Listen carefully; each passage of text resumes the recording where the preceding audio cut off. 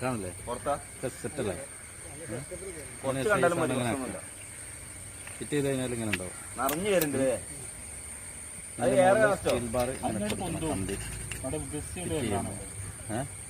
ചെയ്ത് കഴിഞ്ഞിട്ട് ഇതിൻ്റെ ഉള്ളിലാക്കി വെക്കുക.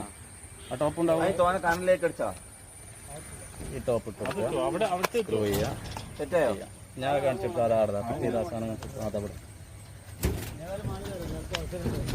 ഈ സമയത്ത് സെൻറ്ററിൽ വരുന്ന ഫാനിൻ്റെ ഹുക്ക് നമ്മൾ ജംഗ്ഷനിൽ കൂടെ തന്നെ വെച്ച് ചെയ്യുമ്പം ഫാൻ ഫിറ്റ് ചെയ്യണ സമയത്ത് കേബിൾ ഉണ്ടാവും ഒരു ഭാഗത്തൂടെ ഇങ്ങനെ പുറത്തേക്ക് കാണുന്നു.